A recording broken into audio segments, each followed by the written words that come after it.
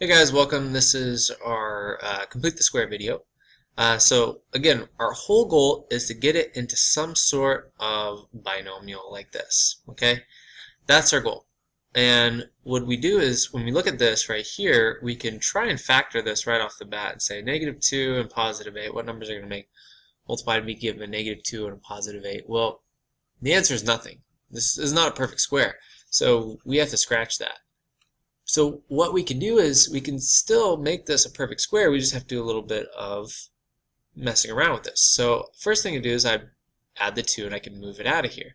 So now the 2's over here. So in class today, we had it already set up like this. Okay, I'm just showing you that we can move the 2 out of the way. This was originally in standard form, and now I can go ahead and solve. Okay, the first thing we told you to do is the b/2 squared. Okay, so we're going to get 8/2 squared, which is 4 squared, which is 16. So I'm going to write 16 and 16. Whatever I do to one side, I have to do to the other side. Okay. Now this is where I can kind of just cheat the system a little bit. Well, if I were to factor this, 8 and 16, what two numbers multiply to give me 16 but add to give me 8? The answer is going to be 4 and 4. That's right here. It's right before I square. So I can actually just write x plus 4 right in there. Equals, add these two together, and I'm going to get 18, and I leave that there. We have now completed the square. That is all we're looking for. Just complete that square. Okay? Let's look at another one. Alright, again, I could look at these and say what two numbers multiply to give me 20, add to give me 10. I could think really hard, and I'm probably not going to come up with any. So the first thing I'm going to do is I'm going to get rid of that 20. So that 20 is out of here. I'm now left with x squared plus 10x space equals a -20 space. Okay. Again, I want to fill that in. I want to make a perfect square. At the end of this, I want something squared equal to something. Alright. b/2 squared. I'm going to get 10/2 squared. That's going to be 5 squared. I'm going to get 25. So 25 is what I'm going to add to both pieces. Again, if I were to x factor this, 5 times 5 is 25, 5 plus 5 is 10. So this is a perfect square binomial. So when I go ahead and put this in here, it's going to be x plus 5. Over here, we're going to add those together and get 5 as well, and we just put 5 there, and we are good as gold. Okay? Alright. Again, not going to get what I want out of this, so I have to add the 2 over, and I'm going to complete the square. X squared minus 4x, I'm leaving that space because I'm going to add something to both sides. If I do it to one side and I do it to the other, we have a balanced equation. You get b/2 squared. That's going to be -4/2 squared. Very important that I put the negative in there. -2 squared, and I'm going to get +4 both sides. Okay. When I put my parentheses down, okay, what times what gives me 4, but adds to give me -4. And that's going to be x minus 2. Again, that answer is right before I square it. Equals, add those together, I get 6. Okay. Now you're thinking to yourself, alright, I get how to do that. How does that help me fully? Okay, well, we can actually solve these equations. Let's take a look at another equation. Let's say I had x plus 8. Oops, that looks like weird 8. Let's say I had x plus 8 squared equal to 49. Okay. Well, if this was the case, I can actually solve for x here by taking the square root. When I take the square root, I'm going to get x plus 8, the square goes away, equals plus or minus 49. I get two answers here. This is kind of cool. I'm going to get x plus 8 equals 49, and x plus 8 equals a -49.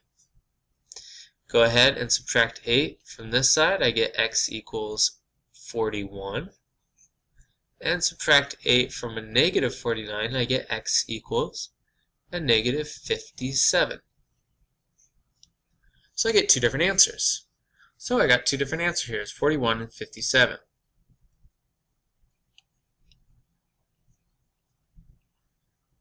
Who caught my mistake? Anybody? Huh? Anyone catch my mistake? This is my eyeballs. They're looking like, what's going on? There's a mistake. Okay? He's sticking his tongue out at it. Okay, where's the mistake? Okay, hopefully you said that square root of 49 is not 49. Square root of 49 is what? 7. Yeah. So these numbers are skewed. Alright, I was kind of hoping you'd see that. Sometimes mistakes are made not on purpose. Okay, here we go. We get negative 1 here, and over here we're going to get negative what? Oops, already had the negative there. Cut that out. Negative 15. Okay? Now, can we verify this? Is this a true story? And in fact, we can. And I'm going to go ahead and see if I can prove that to you. So hold on. We're going to get a little crazy here. I'm going to pull up my graph. All right, so I'm on Desmos here. Here we go. Desmos, and we got, whoa, too much. Told you this was not going to be perfect.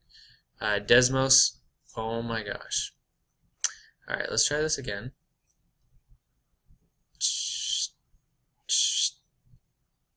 Okay, there we go. Alright, Desmos, we got x plus 8 squared equals 49. It says x equals negative 15 or x or negative 1 on here. Okay? And if we look at our graph, which I don't see anything, we can zoom out. Well, again, don't see anything. Zoom out. How come I don't see anything on my graph? Well, that's because it doesn't have the y equals part, right? So if I had the y equals part, it would. So I'm going to go ahead and show you how we could get that. Now, if I move the 49 back over here, so I'm going to go ahead and erase that. I'm going to put y here, but I'm going to put 49 back over here minus the 49, and now we're going to actually see the graph. And this looks a lot like, now I wrote it backwards. Let's put the y in the front. That makes it look more like our vertex form, which we have been dealing with quite a bit. Now let's go ahead and find our answer, and boom, we're going to walk right over here. We should get negative 15 and negative 1, and there we are. Boom and boom. So we can take standard form and go to vertex form, and that's what we're trying to show in this example here. In this example, we show that we got it in this form. Okay, so let's do one more from scratch. Okay, so this one's straight from our actual notes today. So we actually did one in here that came out pretty nicely. So let's go ahead and do that. So this is number 6. We did this one in class. Had a space here and a 7. Alright, so we'll go ahead and do this one. I'm going to do it kind of fast. Half of 6 is 3. 3 squared is going to give me 9. So I'm going to add 9 to both sides. Okay, so this is going to come down to x plus 3. 3 times 3 is 9. 3 plus 3 is 6. And then this is over here is going to be 7 plus 9. If I add those two together, I'm going to go ahead and get 16. Take the square root of both sides, boom, boom, boom, and we get x plus 3 equals plus or minus 4. So x plus 3 equals 4. X plus 3 equals negative 4. So that means x is going to equal, subtract 3, we get 1, or subtract 3, and we get x equals negative 7. Okay, boom. There we go. Let's go ahead and go back over here and see if that's what I get when I plug this in.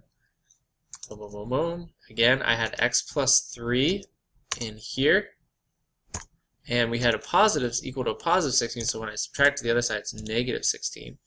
And let's see if we get what we wanted. Boom. Negative 7 and 1, negative 7 and 1 are answers. This works every time. Okay, so we can use our standard form to get it to vertex form, and we can even solve for x. So a lot of stuff that you can do. Kind of cool. Alright guys, we'll talk about this more tomorrow.